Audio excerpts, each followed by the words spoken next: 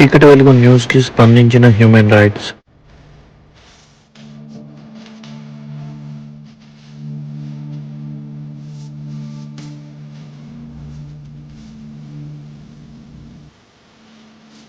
నా పేరు Nazeeruddin, human rights protection and welfare awareness organizations district youth president. ఇక్కడ నల్గొండ జిల్లా ప్రభుత్వ ఆసుపత్రి ట్రీట్మెంట్ ద్వారా ప్రజలకు మరియు పేషెంట్లకు ఇబ్బందికరంగా చేస్తున్నారు.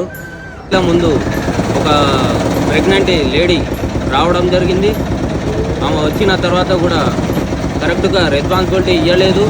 పొద్దున్న 7:30 టైంలో అట్లా వచ్చి 12కి సెకండ్ సాటర్డే అని వెళ్ళడం జరిగింది. దాంట్లో ఉన్నట్టు మన ఆశా వర్కర్లు. అదేవిధంగా ఒక 10 రోజుల ముందు మన పెరాలిసిస్ పేషెంట్ రావడం జరిగింది ఇక్కడికి. ఏమని చెప్పారు? నిన్న మేడం రిపోర్ట్ తీసుకురామని మేడం ఏమో రిపోర్ట్ తీసుకొని రమ్మంటారు. వీళ్ళేమో రిపోర్ట్ ఇంకా పైనుంచి రావట్లేదని వీళ్ళు చెప్తున్నారు. మరి ఎవరికి అడగాలంట? మీరు అడిగారా? అక్కడే మళ్ళీ 2:30 తర్వాత మళ్ళీ ఇక మీరు తిరుగుతూనే ఉండాలి వాళ్ళ కాడికి. 12 అయిపోయింది కదా, మరి మళ్ళీ 2 o'clock. ఇట్లా మీకు మీరు ఎప్పుడు ఇచ్చిర్రు అవి?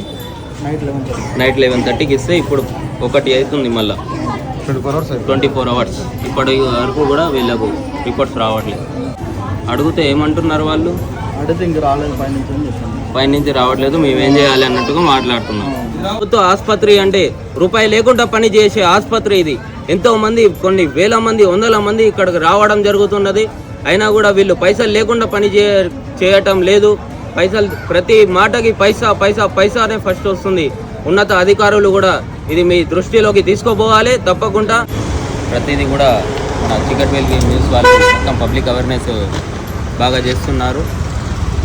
అదేవిధంగా ఇది చీకటి వెలుగు న్యూస్ అనేది ఇంకా ముందుకు సాగాలి, ఇంకా పబ్లిక్కి అవేర్నెస్ చేయాలన్నట్టుగా మా human rights protection and welfare awareness organization తరఫున మేము కోరుకుంటున్నాం.